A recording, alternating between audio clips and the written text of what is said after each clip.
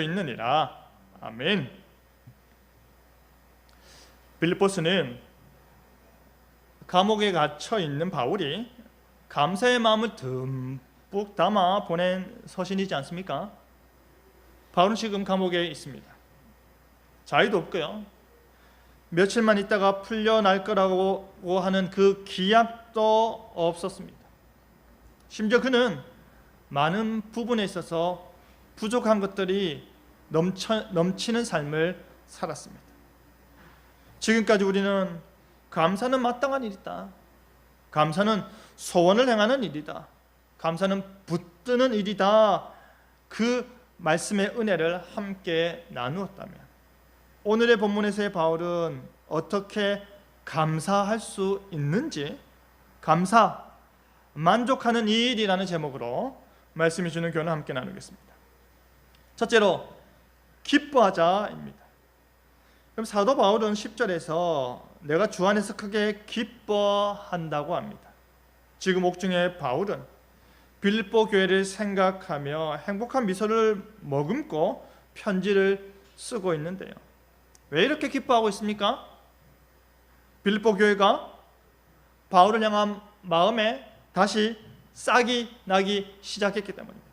늘 생각을 하다가 기회가 없었는데 이제는 구체적으로 그 도움을 향한 생각과 열정이 다시 꽃을 피우게 되었기 때문입니다. 여러분, 우리가 늘 경험하는 바 있지 않습니까? 생각만 하다가 계기가 없거나 상황이 들어맞지가 않아서 지나쳐버린 일들이 참 많습니다. 그러다가 뒤늦게라도 행동으로 옮기면서 하는 말이 뭡니까? 생각은 늘 했는데 기회가 없어서이지 않습니까? 자녀들이 부모에게 마음을 표현하는 일도, 반대로 부모가 자녀에게 사랑을 표현하는 일도 때로는 생각 가운데 늘 있을 때가 많습니다. 아마도 빌립보 교회도 그랬던 것 같습니다. 자신들도 사는 것이 바쁘니까 형편이 넉넉지 못했을 것이고 풍족하지 못한 현실 속에서 자신의 삶과 가정을 돌보아야 했을 것입니다. 지금 빌립보 교회는 그리 길지 않은 시간 동안에 자신들의 삶이 너무나도 핍절했기에 그것에 집중하고 있었던 것 같습니다.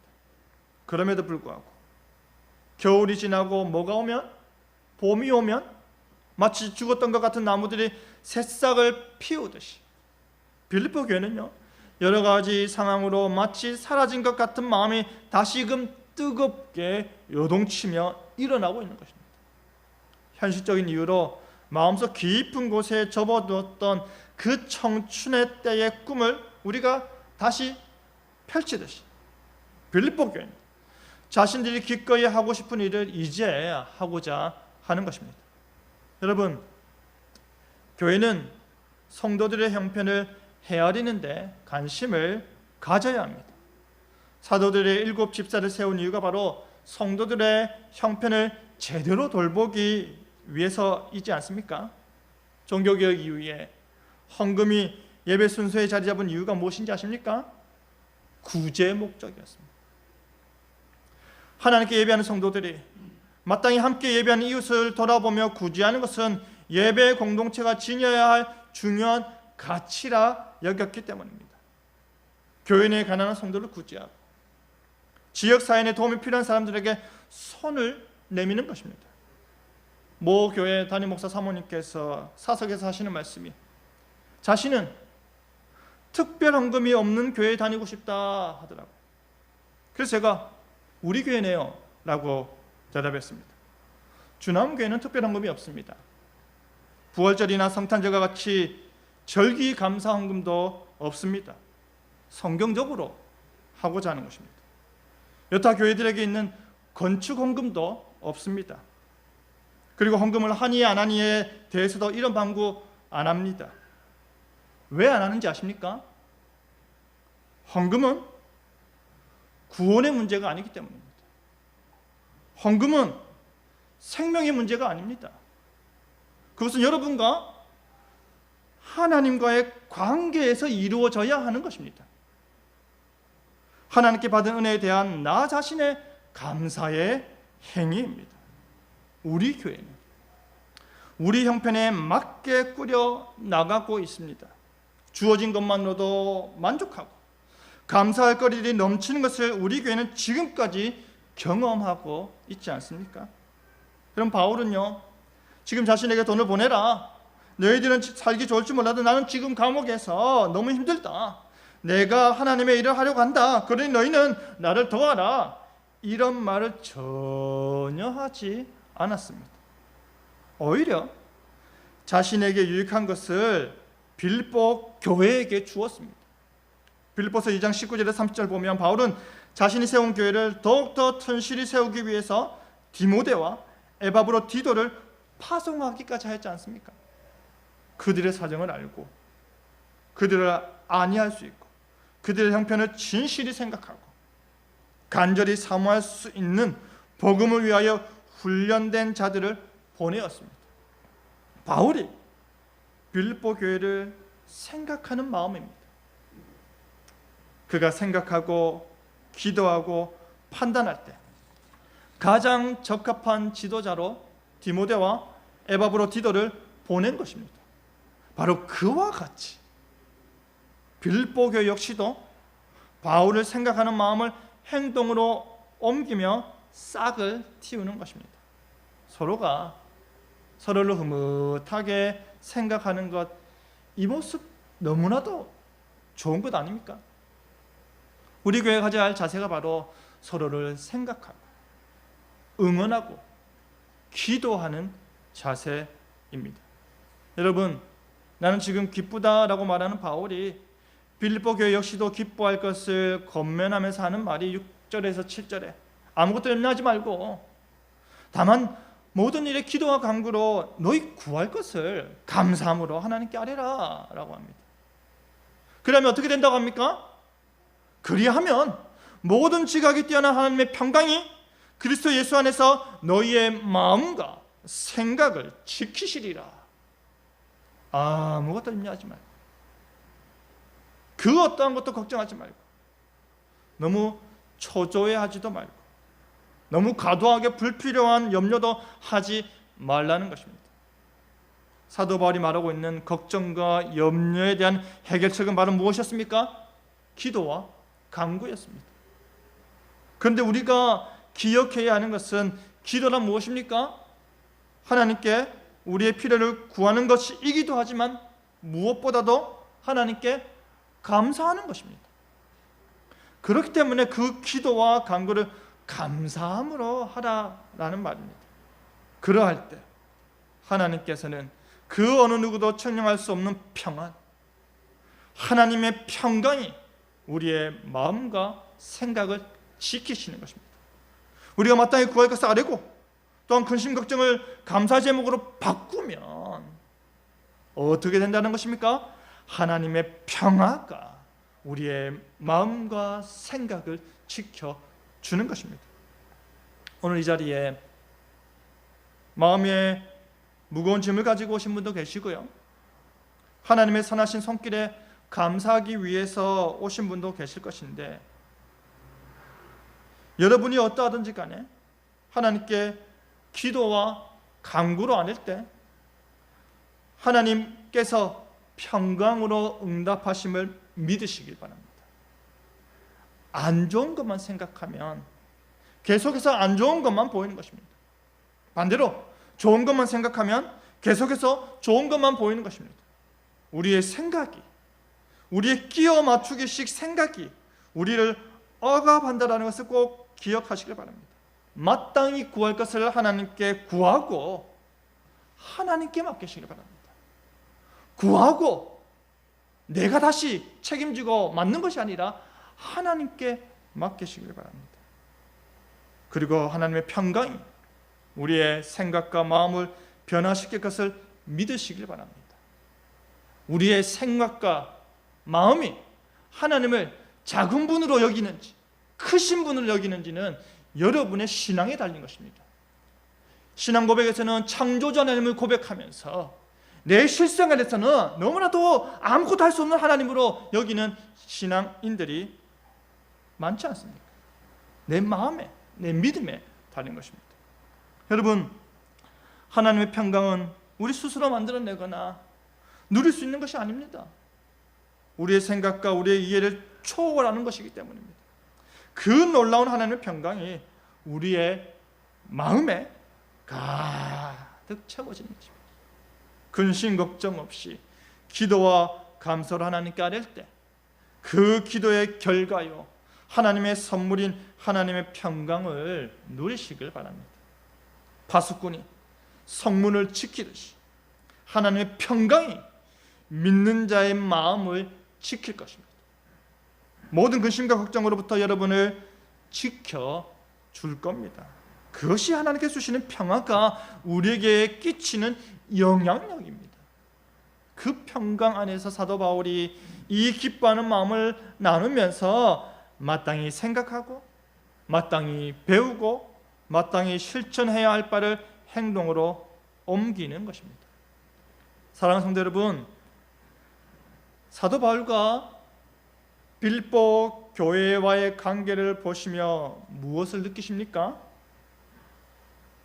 한 신앙 안에서 성도의 교제가 얼마나 아름다운지가 보이지 않습니까?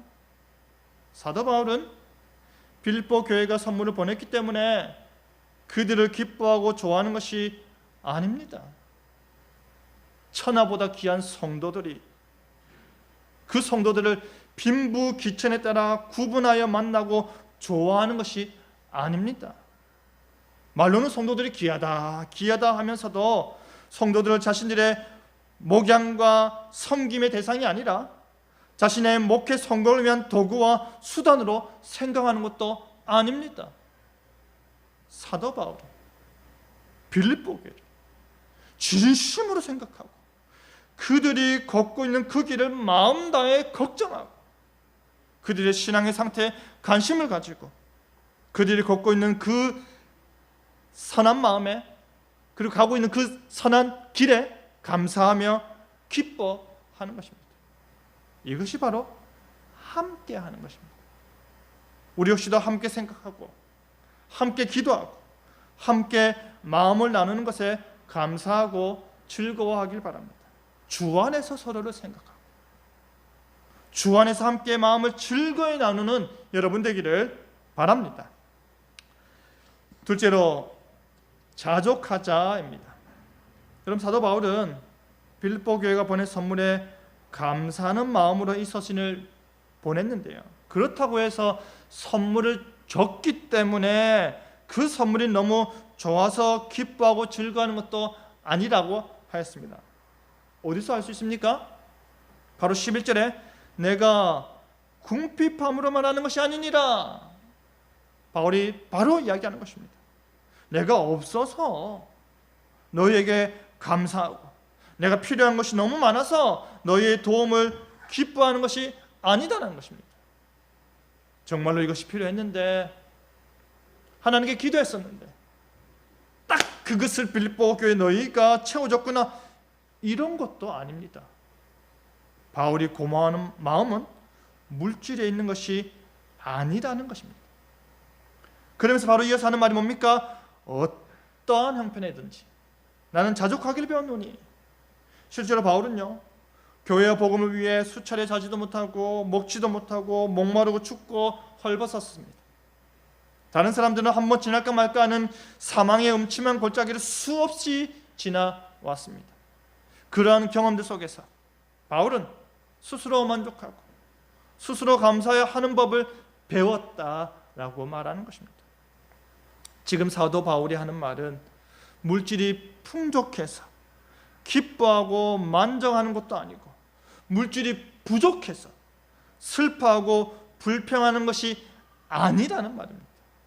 출애굽을 통해 구원의 하나님을 만난 이스라엘 백성들은 물질이 부족해서 불평하고 짜증내고 원망하였다면, 예수님을 만난 이후에 바울은 물질이 부족해도 감사하고 만족하는 것입니다. 어떻게 이것이 가능합니까?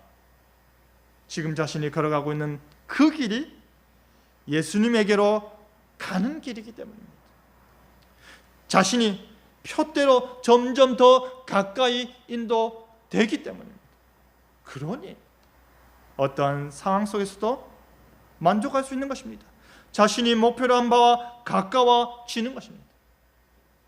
12절에 나는 빛에 처할 줄도 알고 풍부에 처할 줄도 알아. 모든 일곧 배부름과 배고픔과 풍부와 궁핍에도 처할 줄 아는 일체의 비결을 배웠노라 라고 말할 수 있는 것입니다. 바울은 그 어떠한 외적인 형편으로 인한 근심과 걱정으로부터 자유로운 것입니다. 스스로의 노력으로 변경시킬 수 없는 불가항력적 형편들 가운데서도 오직 그리스도로 말미암아, 오직 하나님의 은혜로 말미암아 그 가운데서 만족할 수 있는 것입니다. 그것이 바로 그가 십자가의 길을 걷는 가운데 배운 일체의 비결입니다.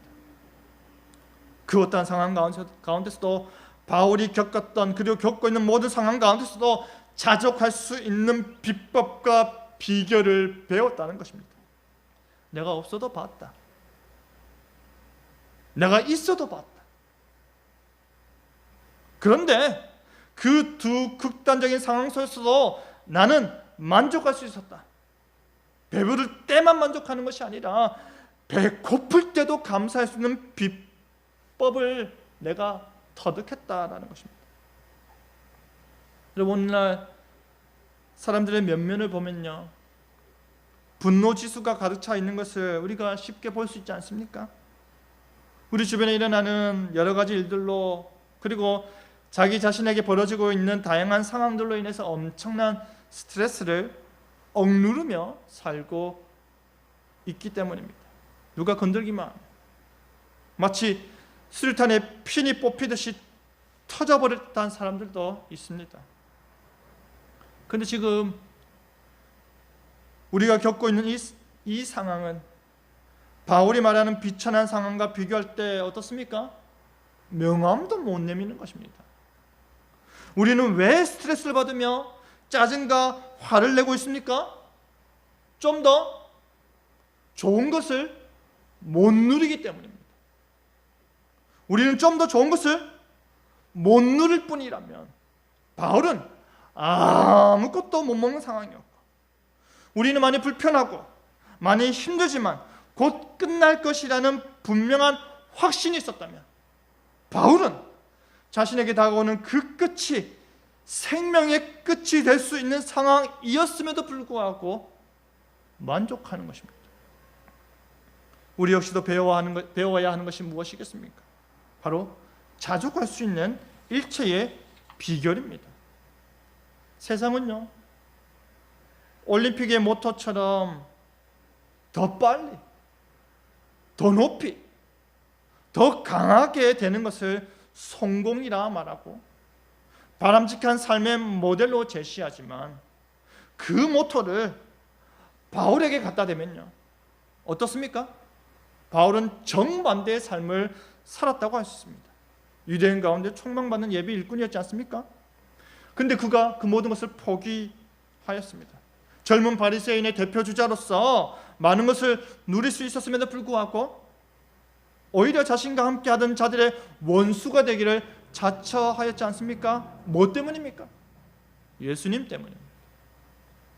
예수님을 얻고 예수님만 드러내고 예수님께 목숨 걸었기 때문입니다. 우리 주남교회는 진실로 주님이 나의 도움되심을, 우리 가정의 도움되심을, 우리 교회의 도움되심을 말뿐 아니라 신앙과 생활, 목회 전반의 원리로 삼고 있습니다. 그런데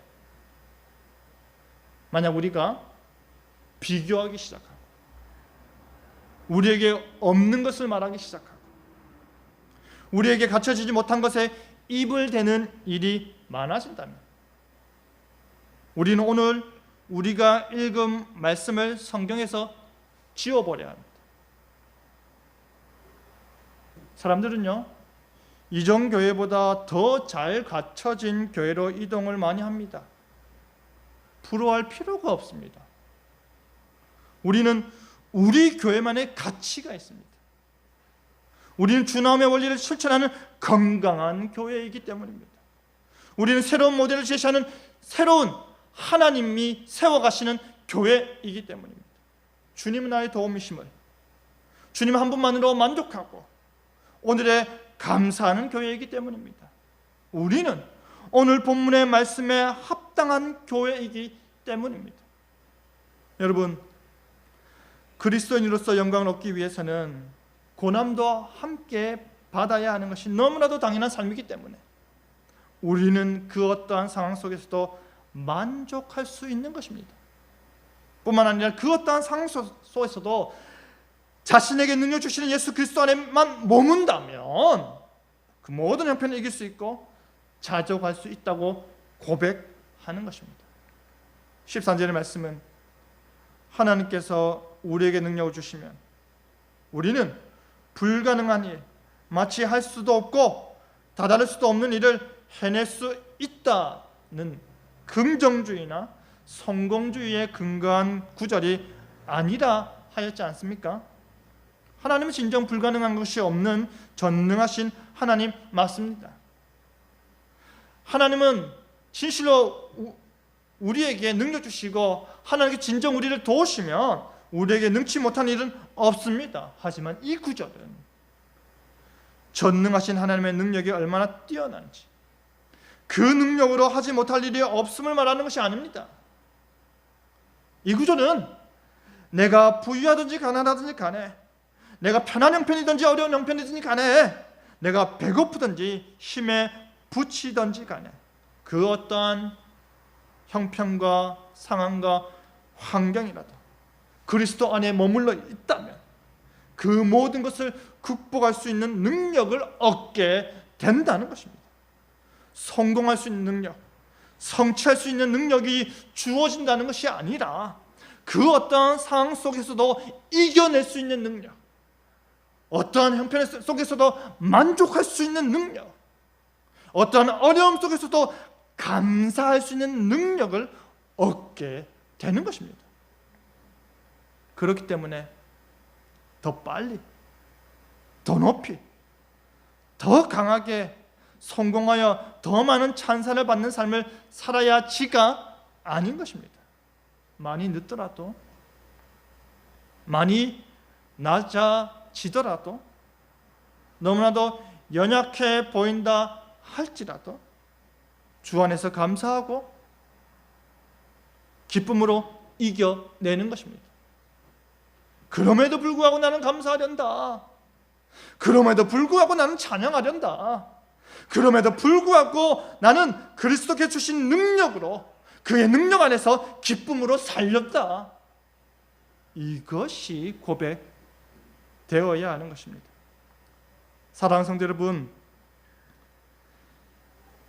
여러분 가운데 누군가는 근심 걱정으로 밤잠을 설치시는 분도 계실 것이고요, 누군가는 좋지 않은 일의 연속으로 한탄의 기도를 하고 계시는 분도 있을 것입니다. 사도 바울은 자신이 죽음의 위협 속에서도 그 모든 순간들을 만족할 수 있는 힘과 비결을 배웠다고 합니다. 여러분도 어떠한 형편이든지 간에 자족하는 법을 배우시길 바랍니다. 그 일체의 비결을 배워서 늘 우리 주님 안에서 감사할 수 있길 바랍니다. 여러분의 삶 속에서 감사가 넘쳐나고, 그래서 더 하나님만 바라보게 되고, 그래서 표대를 향해 달려가는 일이 즐거운 여러분 되기를 바랍니다. 말씀 맺겠습니다. 사랑하는 성도 여러분, 우리는 지난 한 달 동안 빌립보서의 말씀을 나누면서 감사에 대해서 깊이 묵상하였습니다. 감사는 정말 뭐의 문제입니까? 마음의 문제입니다. 감사는 하나님 앞에서의 우리의 태도의 문제입니다. 자신의 삶을 잘 둘러보시기 바랍니다. 자신의 가정을 세밀하게 한번 살펴보시기 바랍니다. 지났던 시간들을 보면 참으로 어려웠던 순간들이 많았지만 이제는 괜찮지 않습니까? 지금도 여전히 힘겨운 순간에 놓여 있기도 하지만 최악이 아닌 것에 감사하고 하나님께서 앞으로 더 좋게 하실 것으로 그 기대에 기쁘지 않습니까? 자족하는 일체의 비결을 연습하시고 또 연습하셔서 진정 하나님 앞에서 감사가 넘치는 여러분 되기를 바랍니다. 세상 사람들이 불평할 때에 나는 내 입술로 하나님을 감사하고 찬송하는 여러분 되기를 바랍니다. 그리하여 오직 하나님의 은혜로만 만족하며 감사하는 저와 여러분 되기를 간절히 바랍니다. 아멘.